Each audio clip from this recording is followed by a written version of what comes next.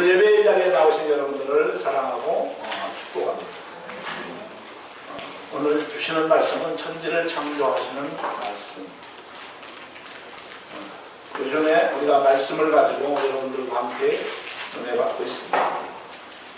오늘 또 이 말씀을 통해서 여러분이 직면하고 있는 많은 문제들이 해결받는 놀라운 역사가 있기를 주의 이름으로 축원합니다. 인간이 보기에 성경이라는 성경과 다른 책과 어떤 차이가 있을까요? 똑같이 종이도 같고 또 쓰여진 것은 글씨고 재질도 같고 다른 것이 없습니다. 그러나 피조물인 우리에게 그 생명 그 자체가 되시는 성경은 다른 책과는 구별이 됩니다. 그래서 이 겉으로 볼 때는 똑같이 보이지만 이 책을 읽는 방식은 달라야 합니다. 왜냐하면 이 성경은 다시 말해서 이 말씀은 하나님 자체가 되시고 창조이시고 구원이기 때문입니다. 여러분, 성경이 인격이라는 것을 놓쳐서는 안 됩니다. 성경은 이 사물이 아니고 성경은 어느 물질이 아니고 이 성경은 하나의 인격이라고 하는 사실입니다.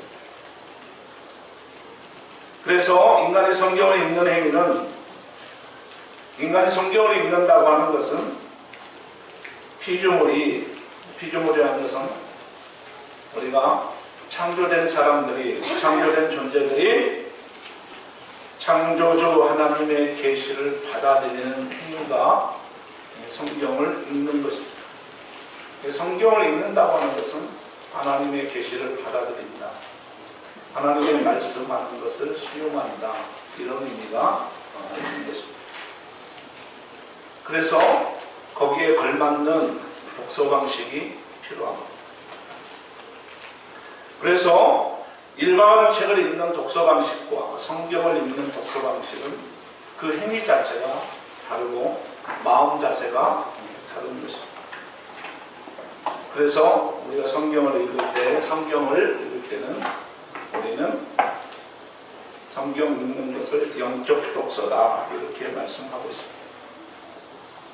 여러분, 그래서 성경을 읽을 때는 전혀 다른 방식, 다시 말해서 제가 여러분들에게 이러한 책을 읽는다든가 이런 주보를 읽는 거하고 이런 성경을 읽는 거하고는 어떤 차이가 있을까요? 지금 보여주는 대로 정말 이게 서브젝트, 주체, 그 다음에 오브젝트, 객체거든요. 그래서 서브젝트는 주어예요, 주어. 내가 사과를 먹는다. 사과는 객체잖아요. 서브젝트가 내가 리딩, 더북, 책을 읽는다. 이것은 서브젝트가 나이고 오브젝트가 책이에요. 대개 보면 내가 책을 읽는 거예요. 그런데 성경을 읽는 것은 이게 뒤집어져요. 오브젝트가 서브젝트가 되고 서브젝트가 오브젝트가 됩니다. 그래서 성경이 나를 읽는 거예요. 일반 책들은 내가 책을 읽는 거지만 거룩한 영적 독서는 성경이 나를 읽는 거예요. 왜? 성경은 하나님의 인격이니까. 하나님의 인격. 참으로 중요한 얘기예요.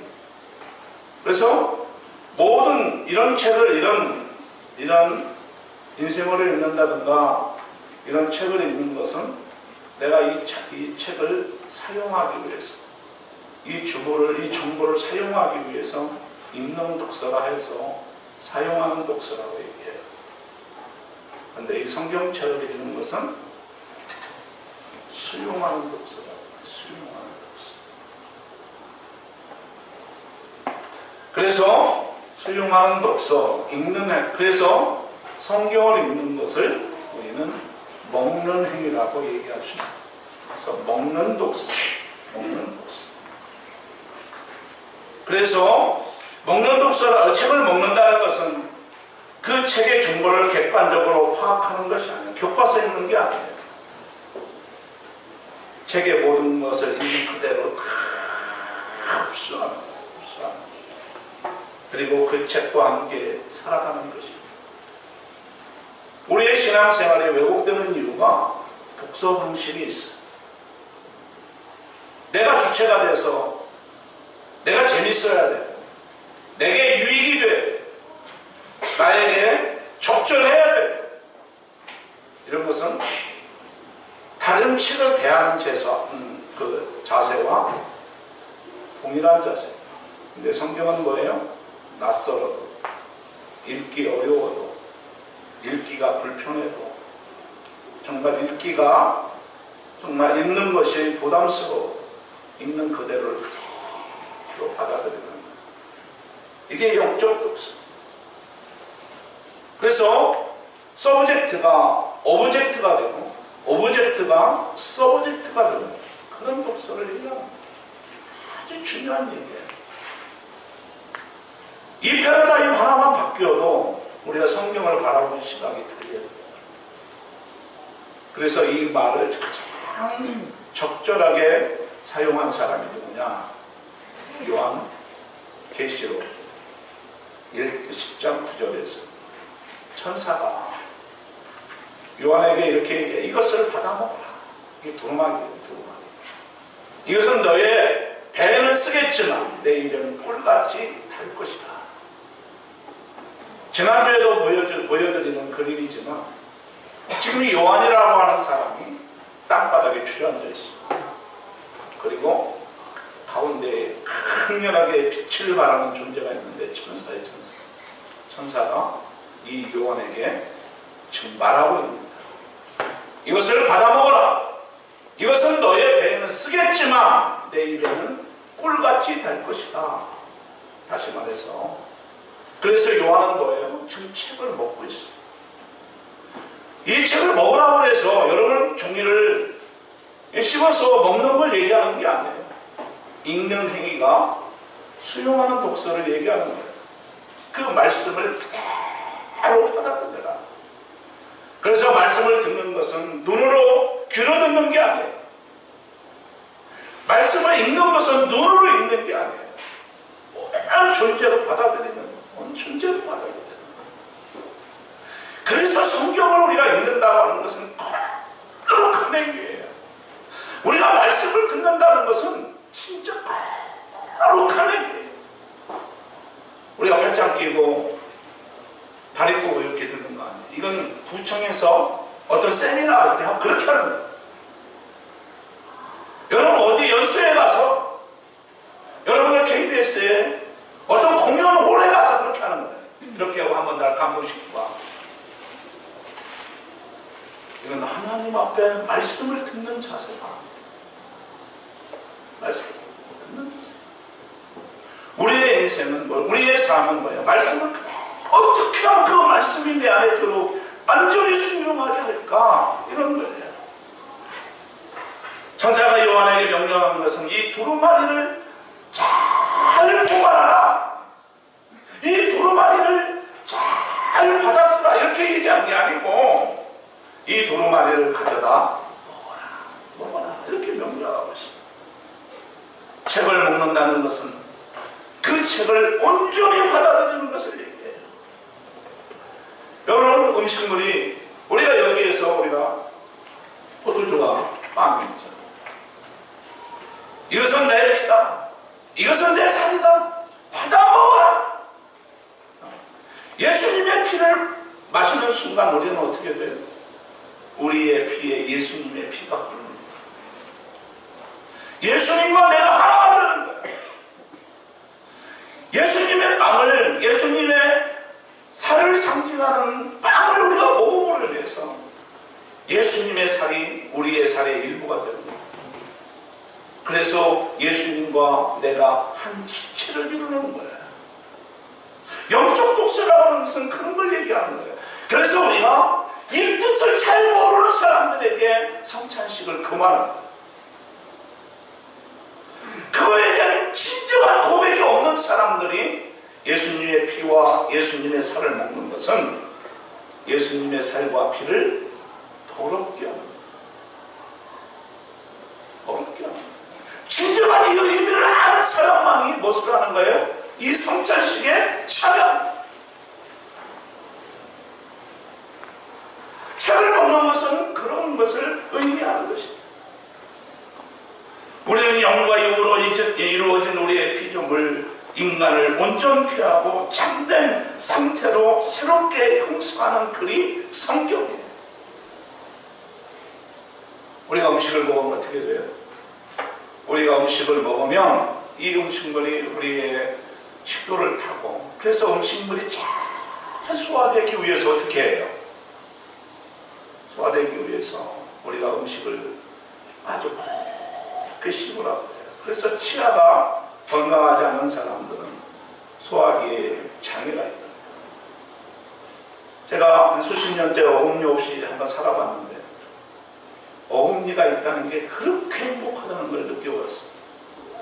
음식물이 잘 걸려요. 어금니가 있으니까 어떤 일이 일어나냐면 소화가 잘 돼요. 소화가 잘 되면 그래요. 모든 영양분, 단백질이면 단백질, 지방이면 지방, 탄수화물이면 탄수화물, 모든 영양분이 모든 신체에 영향을 주게 돼요. 그렇게 돼서 어떻게 되죠? 그것이 에너지를 만들어내요. 그래서 걷게 되고 여러분이 일하게 되고 여러분들이 활동하게 되고 이렇게 되는 거예요. 먹는 독소는 이런 거 똑같아요. 하나님의 말씀이 내 안에 잘 스며들게 몸에 대해서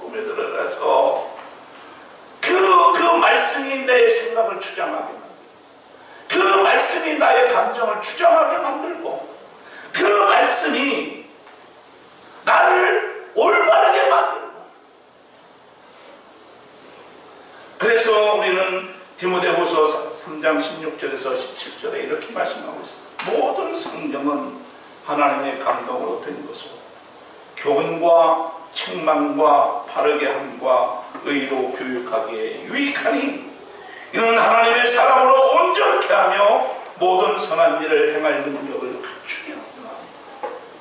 우리는요 이기적인 존재고, 그래서 우리가 선을 행한다는 것은 특별할 때만 선을 행해요. 뭔가 보상이 주어질 때만 우리가 선을 행해요. 뭔가 자기에게 손에게 뭔가 들어올 때만 선을 행하게 돼요. 아주 순수하게 아가페적으로 하나님을 사랑하는 게 불가능해요. 근데 말씀이 우리 안에 들어가면서 내가 죄인인 것을 알게 되고, 내가 참 나쁜 일을, 내가 바른 길을 가고 있지 못하는 것을 깨닫게 되고,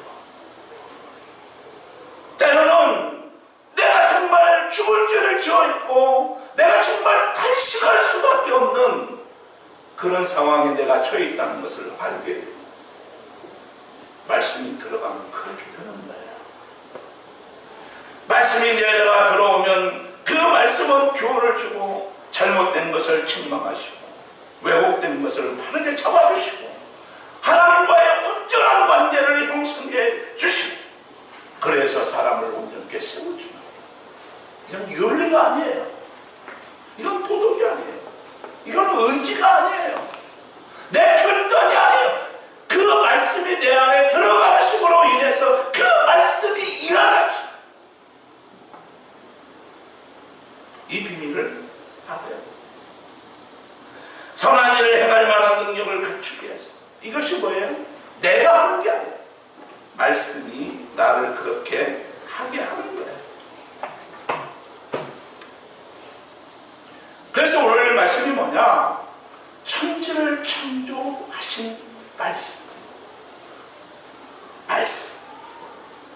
그래서 우리는 우리의 인생을 변화시키는 것은 이 말씀이 우리의 인생을 변화시키는 거예요. 그리고 내가 마땅히 해야 할 일을 하게 하는 것이 그 말씀이에요.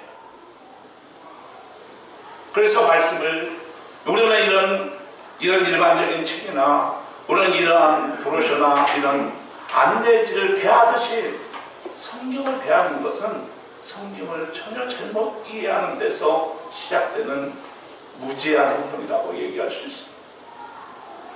우리 1절을 한번 같이 읽겠습니다. 시작. 태초에 하나님이 천지를 창조하시니라. 창세기는 뭐예요? 시작의 칭이에요. 이 말씀에는 너무너무 깊은 내용이 들어가 있어요.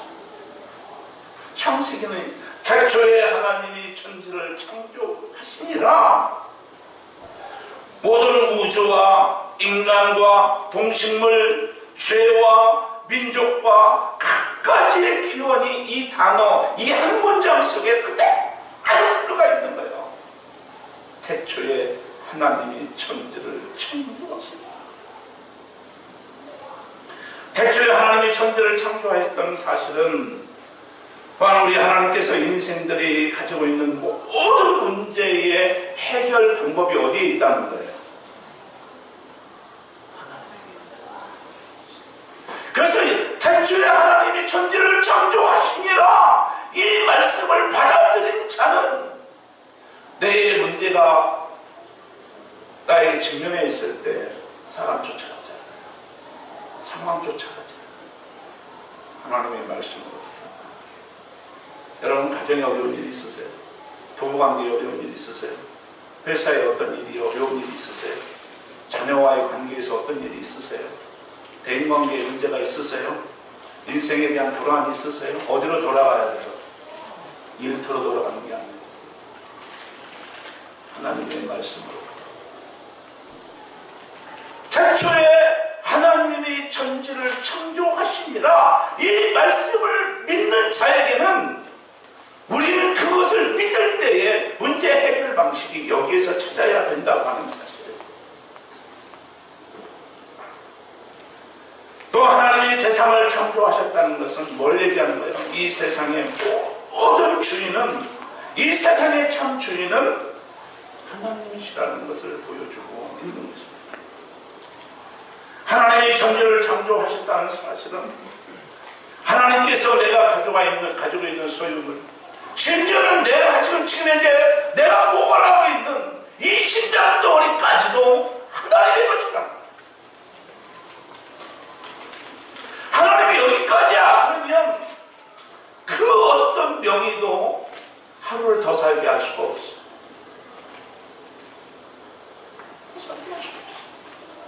그래서 주권신앙이 참 내가 지금 현재 어려운 병이 걸렸다 할지라도 하나님이 더 센 일들을 작정하면 그 일을 감행하셔. 감행하셔. 그분한테 맡기는 거예요. 태초에 하나님이 천지를 창조하셨다는 것은 이 세상과 그 안에 있는 모든 것의 소유권은 그것을 하나님께서 창조하시는 하나님께 있음을 우리는 알아야 해요. 이게 고백이에요. 태초에 하나님이 천지를 창조하시니라는 이 말씀은 또 어떤 의미가 담겨져 있어요? 모든 건 태초에. 이 말씀이 참 중요해요. 모든 만물에는 시작과 끝이 있다.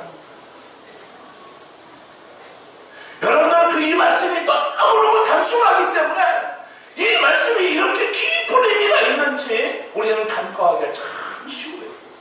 대체 시작이 있고 끝이 있다.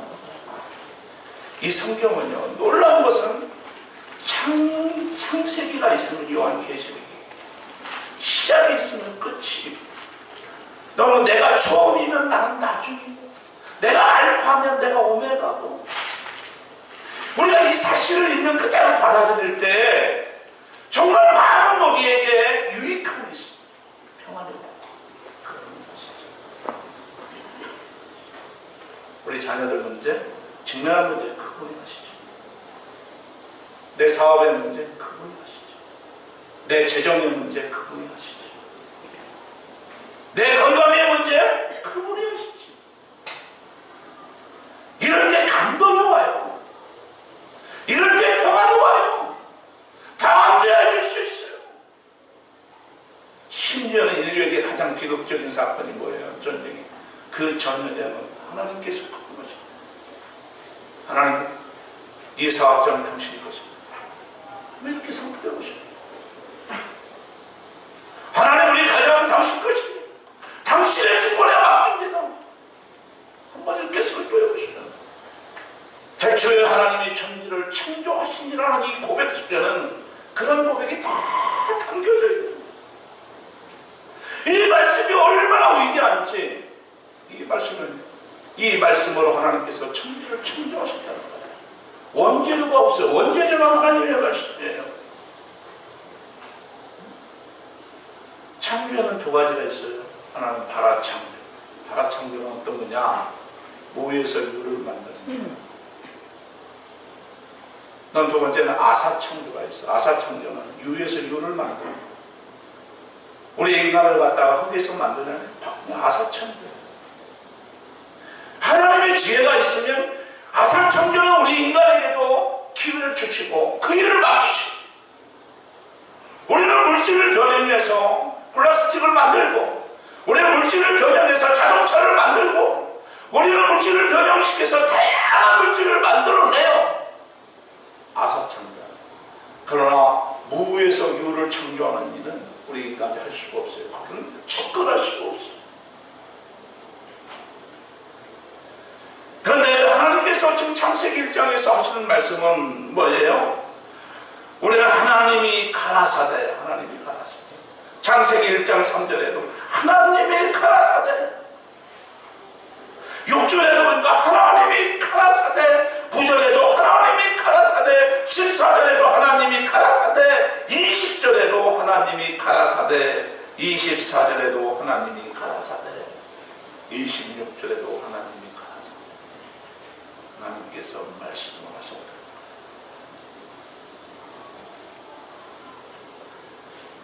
그런데 하나님께서 하시니까 어떻게 해요?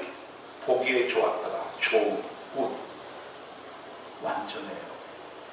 흠이 없어요. 저는 종종 제가 밴드에서 미술품을 다운을 받아가지고 감상하죠. 그런데 거기에서 가장 아름다운 것은요, 뭐니 해도 사랑입니다. 저는 가장 아름다운 게 여성인 것 같아요.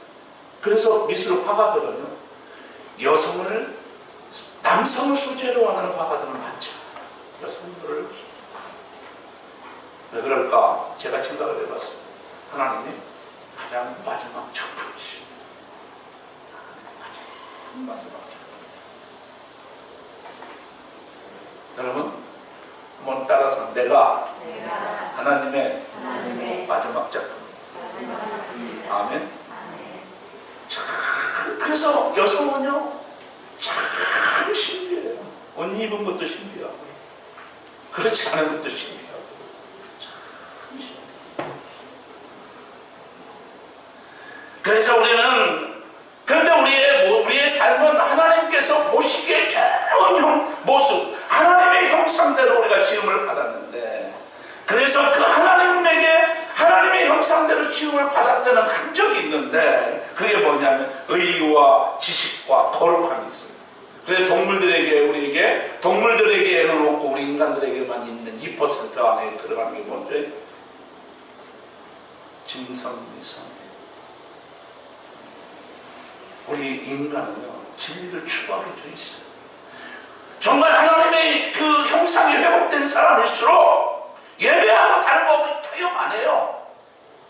그 세상적인 어떤 유한한 거와 예배하고 바꾸지 않아요. 진실을 추구해요. 선을 추구해요. 좋음을 추구해요. 아름다움을 추구해요. 여러분들이 가방 하나를 사도, 여러분의 머리를 그 자주 감는 그 머리털 하나 감는 것조차도 미를 추구해요. 거룩함을 추구해요. 그것이 동물하고 인간하고 다른 거예요. 그게 우리 인간에게 하나님의 형상이 들어있는 하나의 표징이 되는 거예요. 그래서 정말, 그런데 그 자리가 어떻게 됐어? 사단이 들어옴으로 인해서 이렇게 타락이 됐어. 그래서 예수님께서 그것을 회복시켰어요. 예수의 보혈이 흐르면요, 그게 흐르는 거예요. 내가 하나님과 단절된 거 내가 알게 되고, 예수님이 내게 오시면요, 내가 죄인이라는 걸 고백하게 되고, 예수님이 내 안에 오시면 하나님의 성품이 자꾸 드러나요. 제가 우리 중고등부를 내가 이렇게 지도하면서 느낀 것은, 우리 경훈이가 오늘 그걸 썼더라고요. 하나님의 말씀에서 얘기했는데, 그것은 우리 중고등부가 반증을 합니다. 2년 전에 우리 중고등부는 예배가 되자 동물의 왕국이었다. 하나님의 말씀이 들어가니까 아이들이 얼마나 건강해져요. 그거는 교육이 아니에요. 하나님의 말씀을 그 아이들이, 하나님의 말씀이 그 속에 들어가니까, 하나님의 말씀이 그들을 온전케 해가는 거예요. 놀라운 일입니까? 얼마나 놀라운. 그래서 우리는 뭐예요? 우리 한번 같이 한번 읽겠습니다. 시작. 하나님의 말씀은 살아있고 활력이 있어 좌우의 날선 어떤 검보다도 예리하여 혼과 영과 및 관절과 골수를 찔러 쪼개기까지 하며 또 마음의 생각과 여러분, 하나님의 말씀이 들어가면 어떻게 돼요? 하나님의 말씀은 검과 같아요. 검은 뭐라는 거예요? 메스잖아요. 검은 어디에 수술하는데 쓰는 거냐고. 이게 하나님의 말씀이 들어가면 우리의 골수와 관절을 찍어서 쪼개기까지 하면 어떻게 해요? 내 생각을 관찰하셔요. 누가? 말씀. 일반 메스는 보이는 육체에만 메스를 가할 뿐이지 보이지 않는 마음과 정신세계, 생각의 세계를 침범할 수가 없어요. 그래서 이게 말씀이 들어가면 어떻게 돼요? 믿음이 생기고요. 이 말씀이 들어가면 지혜가 부족한 사람들에게는 지혜롭게 됩니다. 이 말씀이 들어가면 게으르고 나태한 사람들은 부지런해지게 됩니다. 우리 청소년 때와 같이 이 말씀이 들어가면 몸이 허약한 사람들이 건강합니다. 제가 그건 증인이에요. 요번에 제 큰어머니 돌아가셔서 그 교회에 우리 모교를 이렇게 가고 왔어요.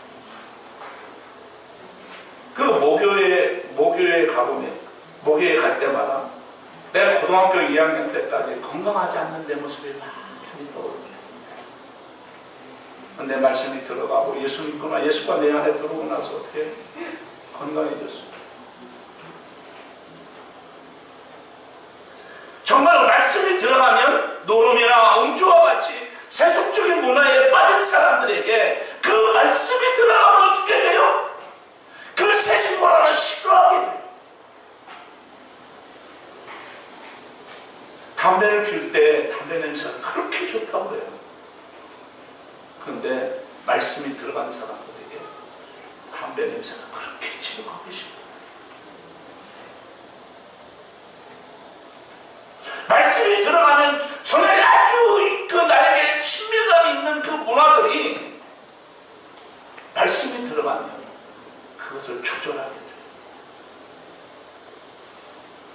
말씀이 들어가니까 어떻게 해요? 혼돈과 공허와 흑암의 깊은 삶이 빠진 사람들이 말씀이 그 속에 빛이 돼서 들어가면 어떻게 해요? 그게 다 드러나요. 말씀은 어떻게 해요? 예수님께서 그 호숫가를 이렇게 가실 때에 비바람이 쳤어요. 그래서 제자들이 풍랑을 만나서 죽게 되었어요. 근데 예수님께서 그 바람을 향해서 잠잠하라, 고요하라 하라니까 바람이 그치고 아주 잠잠해졌어요. 마가복음 4장 41절에서 42절을 보면 회당장의 딸을 살리실 때 예수님께서 그 아이의 손을 잡고 가라사대 달리다 끔 하시니 번역하는 소녀야, 내가 내게 말하노니 일어나라. 소녀가 일어나. 요한복음 11장 43절에서 44절을 보면 이 말씀을 마시고 큰 소리로 나사로야 나오라 이렇게 부르시니 죽은 자가 수족을 배로 동인 채로 나오는데 그 얼굴은 수건에 쌓여 죽은 자가 살아나요. 말씀 어떻게 해요? 정리해볼까요?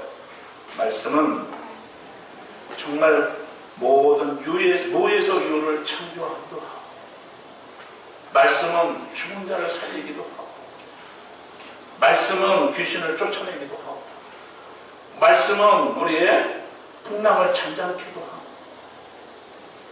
이 말씀은 어둠을 물러가게 합니다.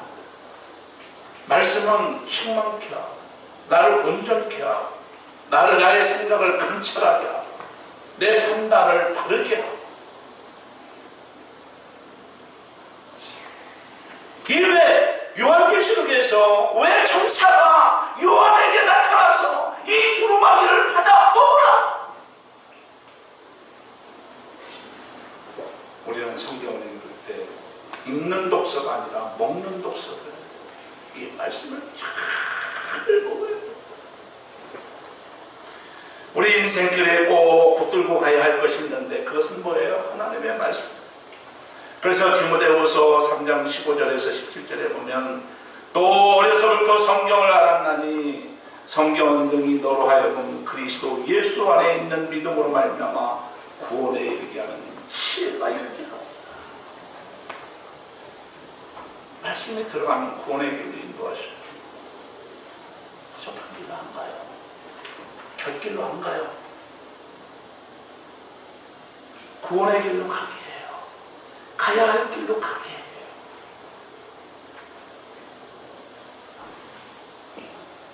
그래서 말씀은 우리의 갈 길을 지도하는 이정표가 돼요. 북극성이 방향을 잡아주시고, 북극성이 방향을 이렇게 잡아주듯이, 나침반이 좌표를 잡아주듯이 우리의 인생의 방향을 하나님의 말씀이 잡아줘요. 근데 여러분, 제가 사인을 하나, 제가 팁을 하나, 말씀이 안 들리잖아요. 말씀이 안 들리기 시작하면 정말 긴장해요. 내가 말씀 읽는데 자꾸 졸음이 온다. 말씀을 듣는데 내가 자꾸 생각이 분산이 된다. 긴장하셔요. 여러분, 하나님의 말씀이 들리지 않는 시대는 참 불행한 시대였어요. 엘리 제사장이 하나님의 말씀을 듣지 못했어요. 사무엘이 3번씩이나 하나님의 음성을 듣는데도 엘리 제사장은 하나님의 말씀을 듣지 못했어요. 그 가정이 그때부터 멸문제가 됩니다. 방향을 잃어버려요. 그분의 신분이 제사장이라 할지라도 말씀이 들리지 아니하면 사사기 시대가 얼마나 불행했습니까? 430년 동안 온돌이 시대였어요. 왜? 말씀이 들리지 않는 시대였어요. 그래서 말씀이 듣지 못하는 것은 영적 기근이 든 시대라고 말하는 거예요. 여러분, 말씀이 안 들리세요? 말씀이 들리세요? 어떻게 해서라도 말씀을 들었네? 사단은 우리에게 계속해서 말씀을 못 듣게 해요. 졸게 하고 다른 생각에 빠지게 만들고 저항을 일으키게 돼요. 여러분, 예배의 성공 아닌 인생의 성공이 돼요. 말씀이 그렇게 하는 거예요. 여러분, 여기서 말씀이라고 하는 것은 성경 지식하고는 다른 게 아니에요. 다른 거예요. 성경 지식이 만장해서 다 말씀의 인도함을 받는 게 아니에요. 그 말씀을 인격으로 받아야 돼요. 그래서 우리가 소그룹 때는 뭐예요? 성경 지식을 가르치는 시간이 아니에요. 그 말씀이 내 안에 들어와서 그 말씀이 인격이 돼서 육화가 돼서 나를 주장하게 하고 그걸 간증하고 나누는 시간.